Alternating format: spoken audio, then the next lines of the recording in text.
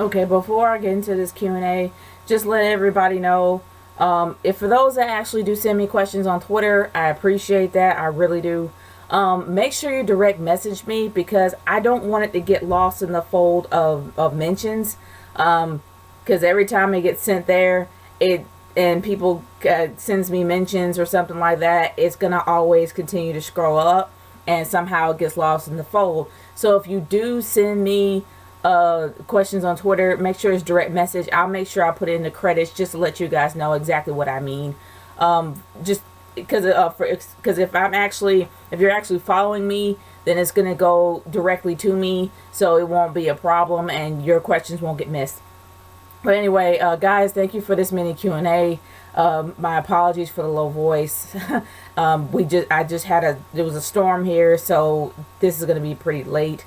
But regardless, let's get started with this mini Q&A, and I'm going to actually get started with my Twitter questions first.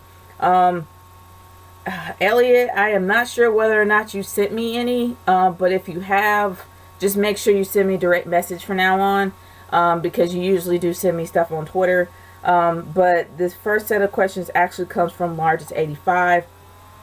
As soon as I can get this pulled up, for some reason it's keep fading to black. There we go. Okay, your first set of questions for me is, well, second, I'm not sure what your first is. Do you think Mark Henry should retire? There really isn't anything else for him to do. Yeah. Especially what happened on his previous Raw. The fact that he literally just had his butt handed to him by the Big Show was just sad. I mean, this guy had a lot going on in his career. I mean, he had a huge career, and it just seems like they don't have any use for him. And it's a given. And I think that there's actually rumors about him retiring, probably going into the Hall of Fame this year. He really does need to, because he's been humiliated right and left. He's not even intimidating anymore. And even when they gave him the so-called the American gimmick, like that he represented the Olympics and stuff like that against Rusev when Lana was with him at the time, it doesn't even mean anything anymore. So yeah, I agree. It's time for him to retire. Your second set of questions is, what if Shawn Michaels didn't retire until this instead of 2010? So I guess if he retired this year, it wouldn't have mattered. I think Shawn Michaels retired in 2011. I believe that I think Shawn Michaels did retire a year later. He went to the Hall of Fame 2011, I believe, because I think, if I can remember, that year I think it was Shawn Michaels' time. I didn't see the Hall of Fame, but I actually did see WrestleMania 27. WrestleMania 27. I think he went in 2011 instead of 2010. I could be wrong. If I'm wrong, by all means, leave it in the comments. But I think it was 2011. But either or, if he did go that year instead of this year, I don't think it would have mattered. But going around the storyline and how they built it up, if they really did build that up then and he didn't retire, it wouldn't be worth anything. Like, seriously, it wouldn't have as much. It was.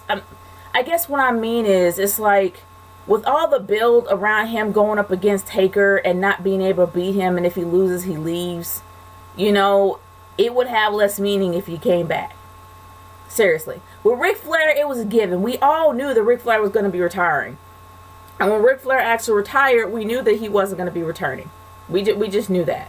So that was a given. Even though he said he's going to never retire, we knew he was going to, because we knew his body wouldn't be able to hold out. But with Shawn Michaels, it would have less meaning going into his retirement as it did when he actually did retire. So I'm kind of happy he did retire that year, because with the storyline building up in that way, it had more worth to it. Well, not really worth, but you know what I mean. It was more heartfelt with the fans. That's just my opinion about it. Your fourth question for me is, do you see Dwayne wrestling against Triple H at WrestleMania 32 this year? No. I don't see The Rock being involved at all, but there's a huge rumor that it could be The Rock versus They think it's going to either be The Rock versus Taker or The Rock versus Roman. Either or, I doubt it. The Rock, you really haven't seen his face around WWE in a very long while. Not since, officially not since WrestleMania 31.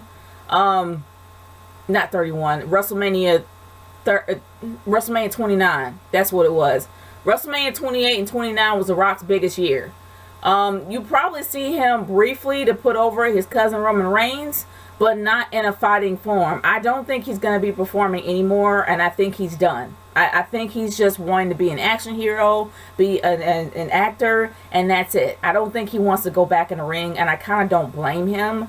But the thing is this.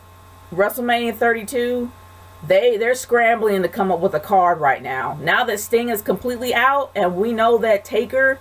Well, I mean, it's not official, but in my opinion, yeah, Sting is probably out. I didn't think he would be, but it seems like he is. And now they're scrambling to have a decent build and decent card leading on up to WrestleMania.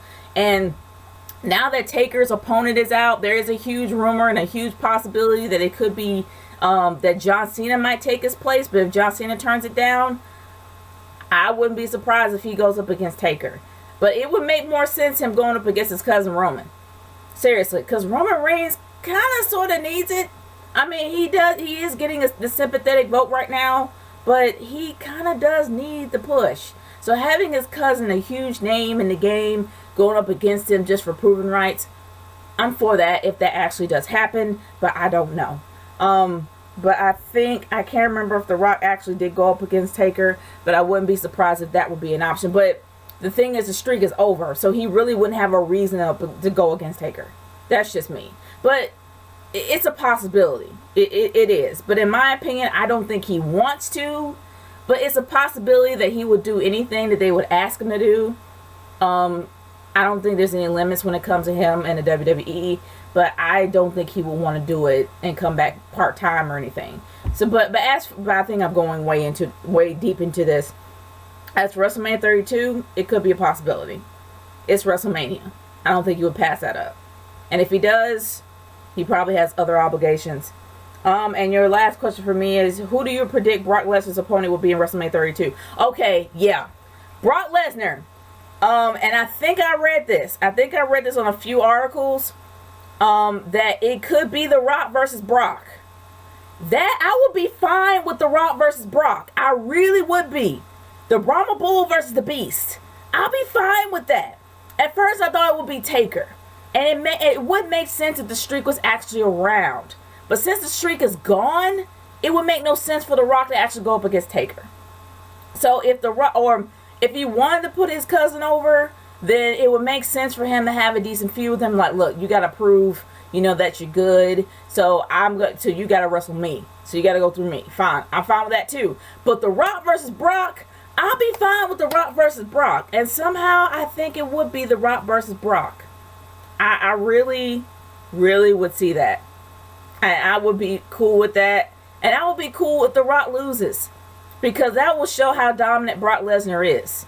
It really, really would be. So I'm all for The Rock versus Brock. That's my prediction. I could be wrong, but hey, that's my prediction. But moving on to my only one YouTube question that I have, and that comes from Dustin Nunn. And your question for me is this: who is your favorite Virtual Fighter of all time? I have not played Virtual Fighter. I only played it one time, and I didn't really know the names of all the characters, and I really couldn't get into it because it reminds me too much of Tekken. So I don't really have a favorite Virtual Fighter, but I will say that it just seemed like a big knockoff to Tekken. That's just me. So I didn't really play it that often. But thank you for the question. Thank you guys for your questions. If you do send me a Twitter question, by all means send it to me direct message if you're following me. And guys, thank you so much for your questions. And if you have a question on YouTube that you want to send me, by all means send it to me via my inbox or on Twitter. If you do, instant message me, and also hashtag it Nature Girl Q&A on Twitter at RKH30. I went backwards and I tried to make my brain work. By the way, guys, thank you so much. It's Nature Girl 30 signing off. Peace out, guys. Later.